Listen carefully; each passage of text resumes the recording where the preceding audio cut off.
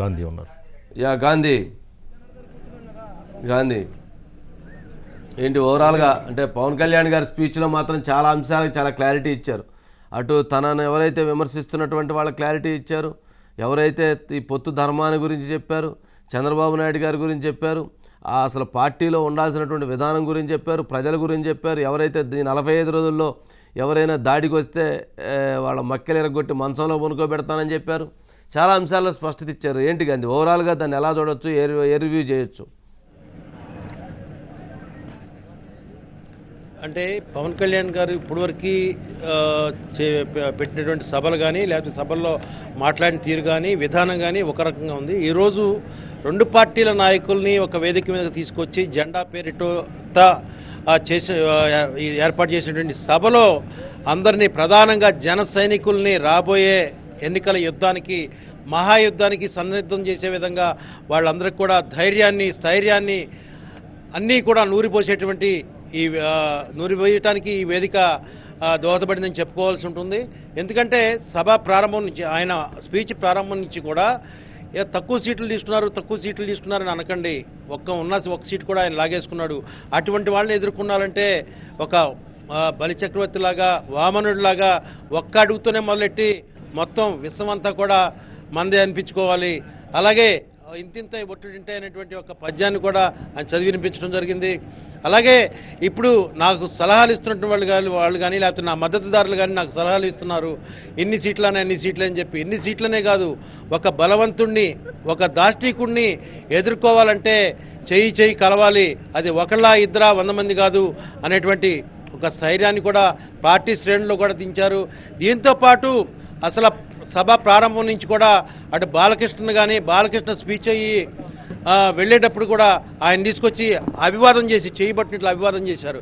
అలాగే ఆయన ప్రసంగం అయిన తర్వాత కూడా వచ్చి చంద్రబాబు గారిని తీసుకొచ్చి ఆయనతో అభివాదం అందరూ ప్రధాన నాయకులందరితో కూడా అభివాదం చేపించడం, ఇదంతా 2 పార్టీలకు సంబంధించినటువంటి పొత్తు విషయంలో మరింత బలోపేతం అవటానికి, పొత్తు అనేది మరింత బలం చేకూర్చడానికి, పొత్తుకు మరింత బలం చేకూర్చడానికి, నాయకుల మధ్య సఖ్యత పెరగడానికి, ప్రజల్లో కూడా పవన్ కళ్యాణే ఈ పొత్తుకు నాంది పలికారు, పవన్ కళ్యాణే పొత్తుని ప్రోత్సహిస్తున్నారు, పవన్ కళ్యాణే రాబోయే ఎన్నికల్లో పోరాటానికి సమరశంఖం పూరిస్తున్నారు, సహకారంతో పరస్పర సహకారంతోనే ఈ ఎన్నికల యుద్ధాన్ని చేద్దామని చెప్తున్నారు అనేటువంటి ఒక మెసేజ్ని ప్రజల్లోకి కానీ లేకపోతే వచ్చినటువంటి పార్టీ శ్రేణులకు కానీ వీళ్ళందరికీ చూపించేటువంటి ప్రయత్నం పవన్ కళ్యాణ్ గారు చేశారు.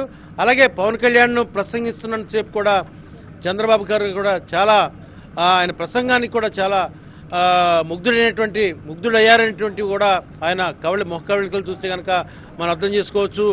అందరూ కూడా ఆయన ప్రసంగం ఆద్యంతం కూడా అక్కడ పార్టీ శ్రేణులు, తెలుగుదేశం పార్టీ శ్రేణులు అందరూ కూడా కేరింతలతో ఆయన ఎంకరేజ్ చేయడం కూడా మనం చూసాం స్క్రీన్లో.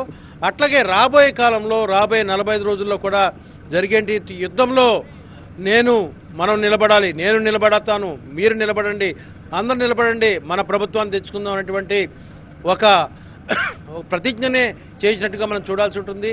దాంతోపాటు ప్రతి సందర్భంలో కూడా 40 ఏళ్ల దార్శనికత, 40 ఏళ్ల రాజకీయ అనుభవం అనేటువంటి విషయాన్ని పదే పవన్ కళ్యాణ్ గారు తన స్పీచ్లో పొందుపరచడం జరిగింది. అలాగే అట్లాగే తెలుగుదేశం పార్టీతో కంపారిజన్ కూడా ఆ పార్టీకి ఉన్నటువంటి బూత్ లెవెల్ మేనేజ్మెంట్ కానీ, ఆ పార్టీకి ఉన్నటువంటి మండల స్థాయిలో ఉన్నటువంటి కోఆర్డినేషన్ కానీ అవి మనకు లేవు. మనం తెచ్చుకోవాలి, భవిష్యత్తులో అవన్నీ కూడా మనం తెచ్చుకుంటాం.